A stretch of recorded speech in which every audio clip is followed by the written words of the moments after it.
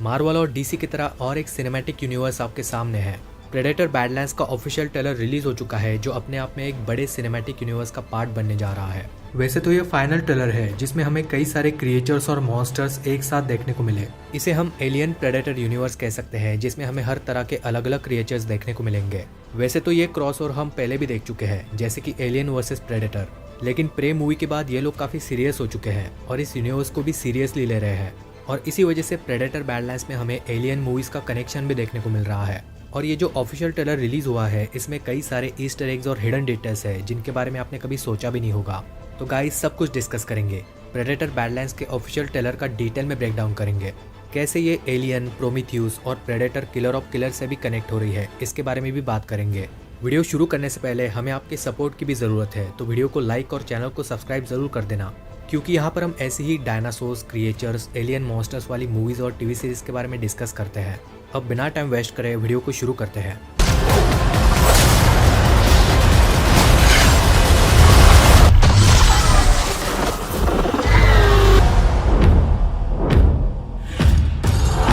Trailer की शुरुआत में ही हमें थिया का कैरेक्टर देखने को मिलता है, जो एक सिंथेटिक है, यानी कि रोबोट। इसे वेलैंड यूटानी कॉर्पोरेशन ने बनाया है, जिसका लोगो हम इसकी आंखों में और सिर के पीछे भी देख सकते हैं।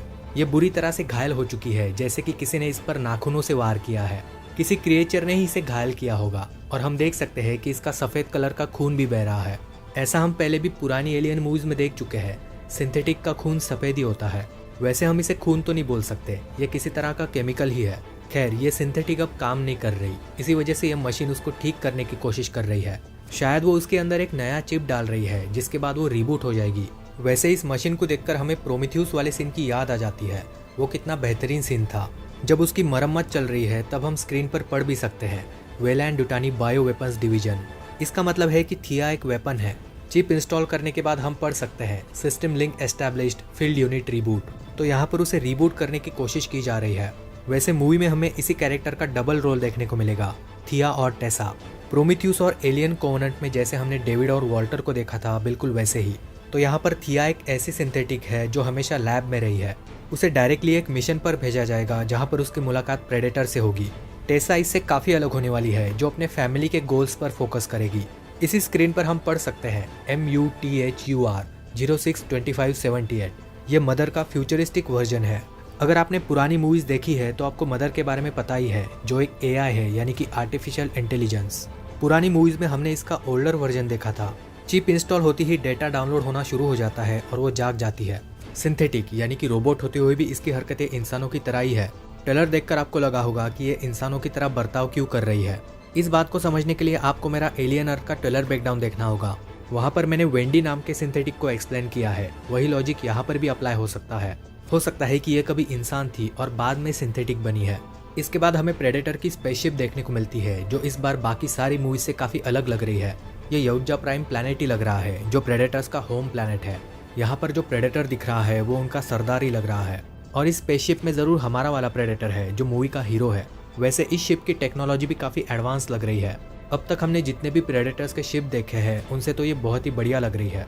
इस प्रेडेटर को जब हंट पर भेजा गया था, तब उसकी स्पेसशिप किसी वजह से क्रैश हो जाएगी।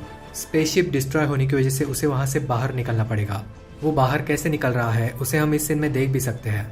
उसके एक्सप्रेशन से ये पता चलता है कि वो जो कुछ भी करने वाला था उसमें वो फेल हो गया। पॉसिबिलिटी है कि शायद वो इस प्लैनेट पर फंस चुका है। फिर हमें पता चलता है कि इस वाले प्रेडेटर का ये पहला शिकार होने वाला है, यानी कि ये उसका फर्स्ट हंट है और उसका नाम भी है डेक। वैसे डेक नाम उसे थिया ने ही दिया होगा। हम देख सकते हैं कि अपनी लाइफ का सबसे पहला शिकार करने के लिए वो इस प्लैनेट पर आया है।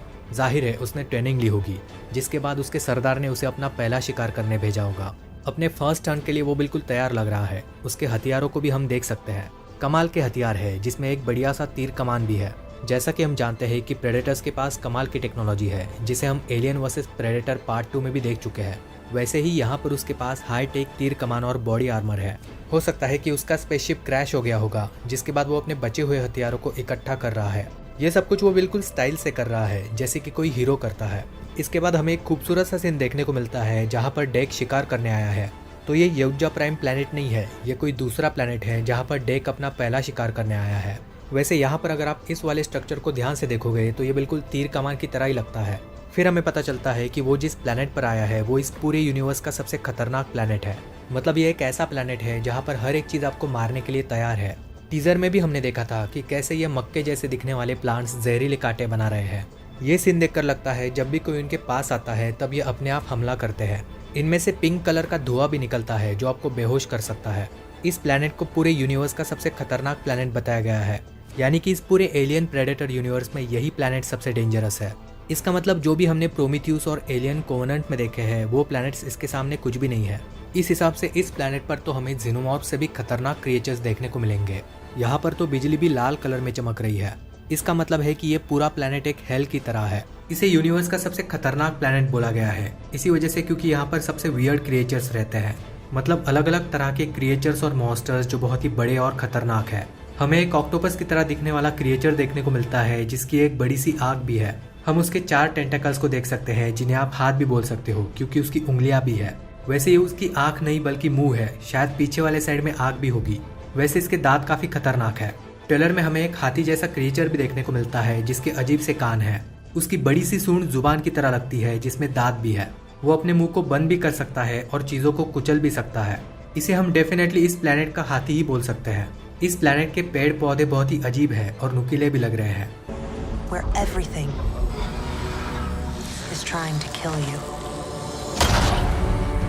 इसके बाद इस प्लैनेट के हमें कुछ खतरनाक क्रिएचर्स देखने को मिलते हैं। सबसे पहले तो ये झाड़ियों वाला क्रिएचर जिसे हम वेनमस ट्री वाइन्स भी बोल सकते हैं। ये ट्री के रूट्स की तरह दिखते हैं जिनकी आंखें भी है। इनकी सेंस करने की क्षमता भी बहुत बढ़िया है। हम देख सकते हैं कि कैसे वो डेक से उसकी तलवार छीन रहे हैं।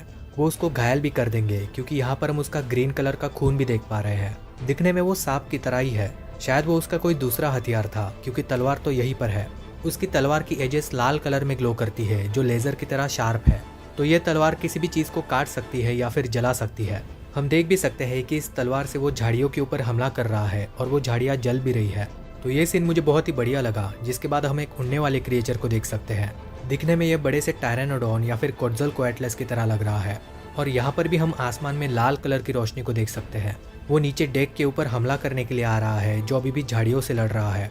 और शायद इस प्लैनेट पर पेड़ों का रस लाल कलर का है जैसे कि उनका खून निकल रहा है। मतलब ये सीन देखकर तो ऐसा ही लग रहा है कि झाड़ियों का खून निकल रहा है। हो सकता है कि इनके बैटल की वजह से पेड़ कट रहे हैं और उनका रस निकल रहा है। जब डेक नीचे गिरता है तब हम देख सकते हैं कि उसका ब्रेसलेट अभी भी लाल कलर में ग्लो कर रहा है, यानी कि जब भी वो एक्शन करता है तब ये डिवाइस यूज करने के लिए रेडी होता है। और अगर आपने पुरानी मूवीज देखी है तो आपको पता ही है कि इसमें बॉम्ब है। ये सीन भी काफी अच्छा है जहाँ पर झाड़ियाँ उसे घसीट रही है और तभी वो तीर कमान को उठा लेता है। उसी से वो उन पर हमला भी करता है और शायद वो छूट भी जाएगा। अगले ही सीन में वो उड़ने वाला क्रिएचर उस पर हमला करने वाला होता है। बिल्कुल उसी वक्त थिया उस क्रिएचर पर हमला करती है और उसे मार देती है। हम थिया को उस पर अटैक करते हुए भी देख सकते हैं। सबसे पहले तो वो उसके गर्दन को पकड़ती है ताकि वो डेक पर हमला ना कर सके। तो उसके गर्दन को पकड़कर वो उसे दूर लेकर जाती है और डायरेक्टली मार देती है। इस क्रिएचर की डिजाइनिंग मुझे पसंद आई। ये काफी कलरफुल है। ये व्हाइट कलर का है जिसके ऊपर लाल कलर की लाइंस है। काफी हद तक टेरानोडॉन की तरह ही है और डेफिनेटली खतरनाक है। इसी क्रिएचर को हम पुराने पोस्टर्स में भी देख सकते हैं। नोटिस करने वाली बात यह है कि उसका खून लाल नहीं बल्कि ब्राउन कलर का है। उस क्रिएचर को मारने के बाद वो डेक की तरफ देखती है और हंसती भी है। ये सीन काफी मजेदार था। शायद उसी क्रिएचर ने इसे यहाँ पर नोच लिया होगा। उड़ने वाले क्रिएचर का लुक हम यहाँ पर काफी अच्छी तरीके से देख सकते हैं जो काफी हद तक ड्रैगन की तरह ही लग रहा है। हम ये भी देख सकते हैं कि पैरों में वो किसी चीज को उठाकर लेकर जा रहा है। प्लैनेट के मक्के जैसे दिखने वाले जो पेड़ है जिसके कांटे बहुत ही जहरीले हैं।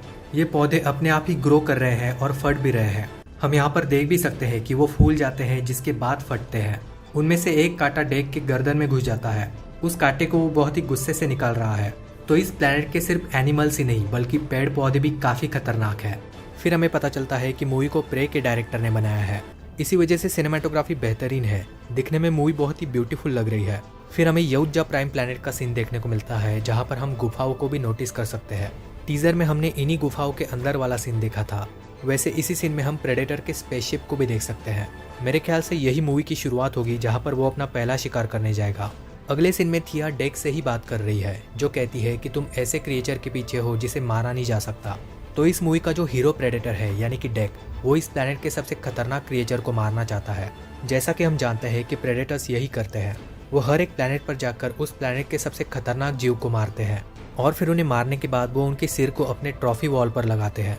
तो डेक भी यहाँ पर उस क्रिएचर को मारना चाहता है, लेकिन थिया उसको समझा रही है कि उसे मारा नहीं जा सकता। अब ये देखना काफ़ी इंटरेस्टिंग साबित होगा कि आखिर वो कौन से क्रिएचर के बारे में बात कर रहे हैं। जीनोमॉर्फ तो नहीं है, क्योंकि उनको तो वो आराम से मार देते हैं। पूरे एलियन यूनिवर्स का ये कोई भी क्रिएचर नहीं है, बल्कि ये पूरी तरह से एक नया क्रिएचर है। इस पूरे यूनिवर्स में हम उसे पहली बार देखने वाले हैं, जो एक काइजू की तरह है। मुझे ऐसा लगता है कि इस क्रिएचर को कई बार कई लोगों ने मारने की कोशिश की है। वेलैंड यूटानी के कई सारे सिंथेटिक्स ने भी उसे मारने की कोशिश की है, और शायद दूसरे प्रेडेटर्स ने भी। इसी वजह से यहाँ पर इतना मलबा है।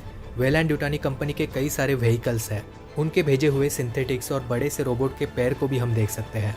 मतलब इस क्रिएचर से लड़ने के लिए उन्होंने एक बड़ा सा सिंथेटिक भी बनाया था, और उस बड़े रोबोट को भी इस क्रिएचर ने मार दिया है। तो इसी वजह से थिया को ये जानकारी है कि इस क्रिएचर को मारा नहीं जा सकता। थिया भी इस प्लेनेट पर एक स्पेसशिप में आई थी, उस स्पेसशिप को हम देख भी सकते हैं।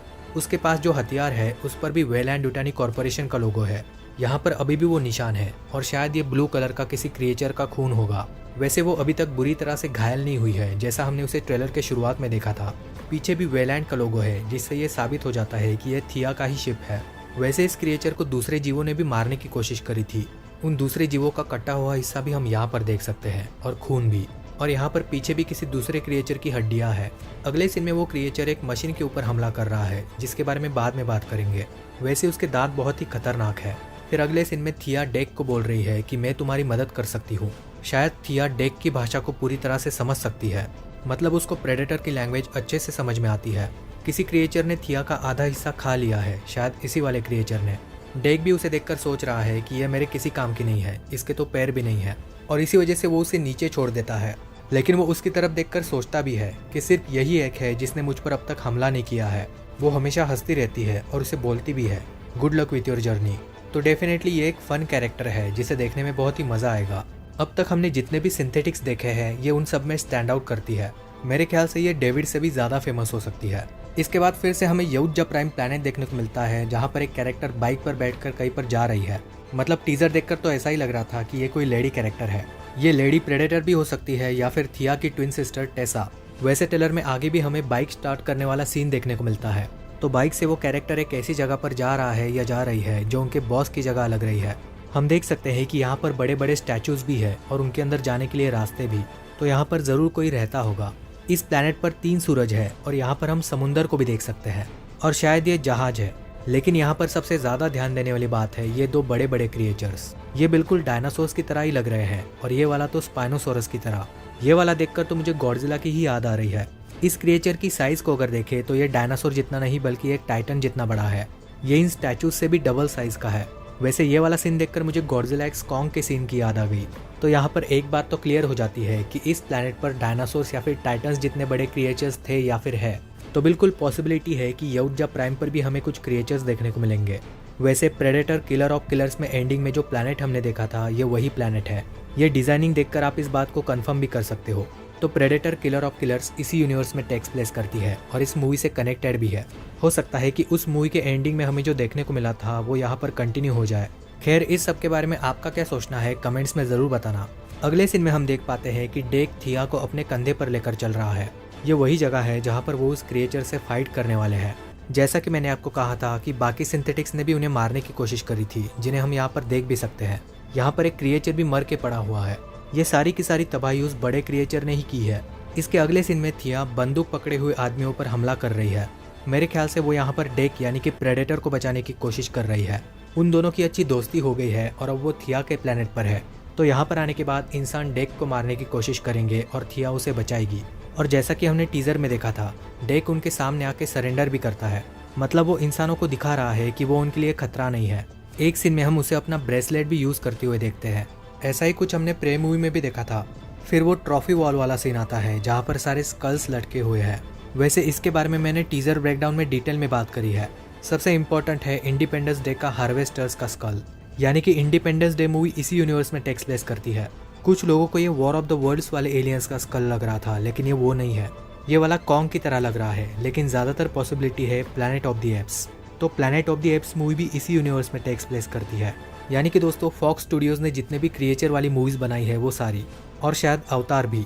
सारे स्कल्स के बारे में मैंने पिछली वीडियो में डिटेल में बात करी है, तो उसे ज़रूर चेकआउट करना। You're here to prove yourself. एक बात तो माननी पड़ेगी कि दोनों का रिलेशन मूवी में बहुत ही बढ़िया तरीके से वर्क करेगा। इस सीन में थिया अभी भी डेक के पीछे ही है। पेड़ों के ऊपर वो बहुत ही अच्छी तरीके से छलांगे मार रहा है, जैसे कि सुपर हीरो है। अगले सीन में हम उन्हीं लोगों के हाथ पैर के टुकड़े यहाँ पर देख सकते हैं। यहाँ पर गन्स भी है और शायद वो लोग भी सिंथेटिक ही थे। लेकिन यहाँ पर इम्पोर्टेंट चीज़ ये है कि प्रेडेटर के सामने ये एक्सप्लोजन हो रहा है या फिर कोई पोर्टल खुल रहा है, क्योंकि हम देख सकते हैं कि यहाँ से कुछ तो बाहर आ रहा है। वैसे भी हम पोर्टल्स को इससे पहले भी देख चुके हैं, लेकिन मेरे ख्याल से ये पोर्टल नहीं है बल्कि एक्सप्लोजन हो रहा है। यहाँ पर बॉम्ब फटा है जिसकी एक्सप्लोजन की वजह से प्रेडेटर भी पीछे जा रहा है। ये बॉम्ब किसके ऊपर फटा है ये मैं आपको आगे बताऊंगा। वैसे बाइक स्टार्ट वाले सीन में हम सामने सिल्वर कलर के स्पेसशिप को भी देख सकते हैं और शायद ये शिप इसी प्रेडेटर की है। अगले सीन में एक प्रेडेटर डेक को उसकी तलवार से मारने वाला है और शायद वो वही सरदार है जिसके साथ उसकी फाइट भी हो रही है। फिर एक सीन में थिया उससे बोलती है, यहाँ पर तुम प्रेडेटर नहीं बल्कि प्रे हो, यानी कि शिकारी नहीं बल्कि खुद ही शिकार हो। और अगले सीन में ये बात 100% कन्फर्म हो जाती है कि ये सारे के सारे सिंथेटिक ही थे, क्योंकि हम देख सकते हैं कि सभी लोग एक जैसे ही दिखते हैं, सबके चेहरे सेम है। इसी वजह से थिया उन पर हमला करती है और प्रेडेटर भी उन्हें मार रहा है। उनमें से एक को जब वो इस चेंबर पर ढकेलता है तब वो टूट जाता है और उसमें जो झाड़ियों वाला एलियन है वो उस पर हमला कर देता है। यानी कि दोस्तों वो उस प्लैनेट से कुछ क्रिएचर्स को पकड़कर यहाँ पर लेकर आए हैं। तो उस सीन में जो एक्सप्लोजन हुआ था वो इसी क्रिएचर को मारने के लिए था। इसके बाद हम डेक को यानी कि प्रेडेटर को बोलते हुए देखते हैं। वो बोल रहा है, I am pray to none, यानी कि मैं किसी के लिए भी शिकार नहीं हूँ। तो एक तरह से ये धमकी ही है और उसकी आंखों में देखकर हम ये कह सकते हैं। वैसे प्रेडेटर किलर ऑफ किलर्स में भी हमने प्रेडेटर को बोलते हुए देखा था, लेकिन लाइव एक्शन मूवी में ये पहली बार हो रहा है। इसके बाद वो किसी चीज़ को अपनी तलवार से काट रहा है, शायद वो बड़े सिंथेटिक को ही काट रहा है या फिर किसी बड़े क्रिएचर को। इसके बाद वो किसी के ऊपर गोलियां चला रहा है, शायद किसी क्रिएचर के ऊपर ही। इंटरेस्टिंग बात यह है कि उसके हाथ में वेलैंड यूटानी कॉर्पोरेशन की बंदूक है और जिस शिप में वो चढ़ रहा है वो भी वेलैंड का ही है। तो हो सकता है कि थिया और वो मिलकर इस प्लैनेट से निकल रहे हैं। फिर एक सीन हमारे सामने आता है जहाँ पर एक मशीन थिया की मरम्मत कर रही है, क्योंकि यहाँ पर हम थिया की जैकेट को भी देख सकते हैं जो उसने पहन कर रखी है और इसके ऊपर भी वेलैंड का लोगो है। तो ये वही सीन होगा जो हमने बिल्कुल स्टार्टिंग में भी देखा था। इसके बाद वही सीन आता है जहाँ पर डेक ने उसे कंधे पर लगा कर रखा है और इस बार थिया के चेहरे पर कुछ ज़्यादा घाव है। इसके बाद डेक का तलवार और जंगल में भागने वाला सीन, फिर वो सीन जहाँ पर उसकी सरदार के साथ लड़ाई चल रही है, वहाँ पर उसका खून भी निकल रहा है और शायद वो हार भी जाएगा। फिर थिया को पेड़ों से बचाने के लिए वो अपने हथियार को उसकी तरफ फेंकता है, यानी कि यहाँ पर वो अपने आप ही खुद को छुड़ा लेगी। अगले सीन में हम शायद थिया की ट्विन सिस्टर टेसा को देख सकते हैं। कोई ज़बरदस्ती उसकी आँख को स्कैन करने की कोशिश कर रहा है। इसके बाद फिर से हमें प्रेडेटर्स की फाइट देखने को मिलती है जहाँ पर एक प्रेडेटर को कोई खींच रहा है। फिर वो कूदने वाला सीन, शायद ये थिया या फिर ये वाला कैरेक्टर है। इसके बाद डेक का तलवार वाला पोज भी बढ़िया था। फिर और एक सीन आता है जहाँ पर डेक एक बहुत ही बड़े क्रिएचर से लड़ रहा है। ये क्रिएचर बहुत ही बड़ा है, लेकिन ये वो वाला क्रिएचर नहीं है, मतलब ये वाला क्रिएचर मेन विलन नहीं है। और इसी सीन में हम समझ जाते हैं कि डेक उसकी गर्दन काटने वाला है। इस क्रिएचर की डिजाइनिंग बहुत ही बढ़िया है और इसके दांत भी खतरनाक है। इसके बाद वाले सीन में थिया डेक को बोलती है, शायद हम अकेले उसका शिकार नहीं कर रहे, यानी कि इन दोनों के अलावा भी वहाँ पर और कोई है। इस सीन में शायद डेक उसी को मार रहा है। फिर हमें एक बहुत ही बड़ी सी मशीन देखने को मिलती है, जैसी हम पुरानी एलियन मूवीज में देख चुके हैं। ऐसा ही कुछ हम अवतार मूवीज में भी देख चुके हैं। यहाँ पर एक बड़ा सा क्रिएचर भी है और हो सकता है कि ये वही वाला क्रिएचर है। शायद वो उसे पकड़ कर यहाँ पर लाए हैं। एक जगह पर ट्रेलर में हमने एक सीन देखा था, वो इसी सीन का कंटिन्यूएशन है। इस सूट में कौन होगा ये देखना काफ़ी इंटरेस्टिंग रहेगा। वैसे आपको क्या लगता है कमेंट्स में ज़रूर बताना। प्रेडेटर की फाइट के बारे में तो हमने ऑलरेडी डिस्कशन कर ही लिया है, लेकिन ये वाला सीन काफ़ी अलग है। जो राजा के साथ लड़ रहा है वो कोई अलग प्रेडेटर है और हमारा वाला प्रेडेटर यहाँ पर है। तो डेफिनेटली यहाँ पर ये प्रेडेटर मर जाएगा और दूसरा वाला भाग जाएगा। उनकी तलवार जब गर्म हो जाती है उसके बाद हम इस प्रेडेटर का खून निकलते हुए भी देख सकते हैं। इस सीन में हम उस बड़े से क्रीचर को बहुत ही अच्छी तरीके से देख सकते हैं। वो काफी बड़ा है, एक डायनासोर के जितना बड़ा। डेक उससे डरता नहीं है बल्कि उस पर चिल्लाता है। उसके बाद जब वो क्रीचर चिल्लाता है तब उसके भयानक से दांत हम नोटिस भी कर सकते हैं। वैसे इसके शरीर पर नुकीले कांटे भी है, तो इसकी डिजाइनिंग बहुत ही खतरनाक है। वैसे ये वाला सीन बहुत ही गजब का था। एक सीन में इस प्लेनेट का बहुत ही बढ़िया सा लुक हमें देखने को मिलता है। कुछ सीन्स में ये प्लेनेट खूबसूरत भी लगता है। पेड़ों से फाइट करने वाले सीन के बारे में तो हमने डिस्कस कर ही लिया है। इस वाले सीन में हम उस मॉन्स्टर को और भी अच्छे से देख पाते हैं। वैसे मानना पड़ेगा दांतों का स्ट्रक्चर कमाल का है। वैसे यहाँ पर दोनों की बहुत ही तगड़ी फाइट होने वाली है। हम उसके हाथ को भी नोटिस कर सकते हैं, उसके नाखून भी बहुत बड़े हैं। मॉन्स्टर के दांतों के बीच में जो लार दिखाई है ये सीन भी बढ़िया है। वैसे कुछ भी हो जाए डेक उससे डरता ही नहीं है। ये उसी सीन का कंटिन्यूएशन है जहाँ पर स्पेसशिप के बाहर फाइट चल रही है। और जैसा कि मैंने कहा कि वो डेक ही था, वैसे ऐसा लग रहा है कि डेक को यहाँ पर कैद किया गया है। वो इस कैद से निकलने की कोशिश भी कर रहा था। एक सीन में हम वेलैंड यूटानी कॉर्पोरेशन के लोगों को भी देख सकते हैं। इस सीन में ये दोनों प्रेडेटर कौन है ये तो पता नहीं चल रहा, लेकिन इनमें से एक यहाँ पर जरूर मरेगा। अगले सीन में रोबोट के साथ उस क्रीचर की फाइट और भी अच्छे तरीके से देखने को मिली। वैसे उसके शरीर पर तो कांटे है ही, लेकिन पूंछ पर भी है। हम यहाँ पर यह भी समझ सकते हैं कि उन्होंने उस प्लेनेट पर क्रीचर को पकड़ा है और फिर उसके बाद यहाँ पर लाया है। एक सीन में वो हाथी जैसा क्रीचर भाग रहा है, जिसकी सूंड को हम और भी अच्छी तरीके से देख पाते हैं। और अगले सीन में हम ये भी नोटिस कर सकते हैं कि प्रेडेटर ने उसे मार दिया है। इस सीन में थिया अभी भी डेक के पीछे बंदी है। हम ये भी नोटिस कर सकते हैं कि डेक ने अपनी तलवार से इस क्रीचर के 2 टुकड़े कर दिए हैं। तो कुछ फाइट सीन्स बहुत ही बढ़िया होने वाले हैं। एक सीन में हम प्रेडेटर को बात करते हुए भी देख सकते हैं। Failure means death. वैसे ये कोई दूसरा प्रेडेटर है जो डेक से बात कर रहा है, और शायद वो उसे टेक्नोलॉजी के थ्रू बात कर रहा है, मतलब वो आमने सामने नहीं है। वैसे उस प्लैनेट से उन्होंने कई सारे क्रीचर्स को पकड़ा है। यहाँ पर हम एक बंदर जैसे क्रीचर को भी देख सकते हैं जो मेंढक की तरह भी लग रहा है। यहाँ पर वो एक सिंथेटिक को मार भी रहा है। ये सिंथेटिक ही है क्योंकि हम देख सकते हैं कि उसका हाथ ऑलरेडी कटा हुआ था, और पीछे हम वेलैंड यूटानी कॉर्पोरेशन का लोगो भी देख सकते हैं। तो जाहिर सी बात है, वेलैंड यूटानी कॉर्पोरेशन ने उस प्लैनेट से कई सारे क्रिएचर्स पकड़ कर लाए हैं। इसके बाद फिर से हम डेक और क्रीचर की फाइट देख सकते हैं। उसकी पूंछ को भी हम नोटिस कर सकते हैं और यहाँ पर कुछ हड्डियों को भी। ये गन तो वेलैंड यूटानी कॉर्पोरेशन की ही है, उसी के साथ साथ ये जहाज भी। यहाँ पर हम वेलैंड का नाम भी देख सकते हैं। एक सीन में हम विलन प्रेडेटर के पास बटरफ्लाई जैसी ढाल को भी देख सकते हैं। अगले सीन में जब उनकी फाइट चल रही है तब हम देख सकते हैं कि उनमें से एक गायब होने की कोशिश कर रहा है। ये डेक ही है क्योंकि हम जानते हैं कि डेक के पास फिलहाल इनविजिबल करने वाला सूट नहीं है। वैसे ये वाला सीन भी मुझे गजब का लगा। अगले सीन में हमें पता चल जाता है कि दोनों प्रेडेटर एक दूसरे से ही बात कर रहे थे। सरदार ने डेक को इस क्रीचर को मारने का या फिर पकड़ने का टास्क दिया होगा। क्रीचर से फाइट करते वक्त डेक जिस ढाल का इस्तेमाल कर रहा है उसके ऊपर भी वेलैंड का लोगो है। हम देख सकते हैं कि डेक ने उसे लगभग काट ही दिया है, लेकिन शायद ये क्रीचर मरता ही नहीं है, उसके घाव अपने आप भर जाते होंगे। और गाइज, हमारे चैनल का सबसे पहला पॉडकास्ट जो हमने ट्रू डायनासोर्स के सीटीओ के साथ किया है वो भी आपको बहुत ही जल्द देखने को मिलेगा। इस पॉडकास्ट की वजह से लिमिटेड टाइम के लिए उन्होंने इंडियन ऑडियंस के लिए एक ऑफर शुरू किया है। जो भी ट्रू डायनासोर्स का वेट कर रहा है वो इसकी जर्नी सिर्फ 29 रुपीज़ में स्टार्ट कर सकता है। और गाइज, फिलहाल मेरे चैनल को आपके सपोर्ट की ज़रूरत है। अगर आप मेरे वीडियोस को पसंद करते हो तो इस QR कोड को स्कैन करके आप चैनल को सपोर्ट कर सकते हो। इसकी वजह से मैं और भी इंटरेस्टिंग वीडियोस ला पाऊंगा और चैनल का सेटअप बना पाऊंगा। वीडियो पसंद आया होगा तो इसे लाइक ज़रूर कर देना, और अगर आपको ऐसा ही क्रिएचर वाला कंटेंट देखना पसंद है तो चैनल को सब्सक्राइब भी कर सकते हो।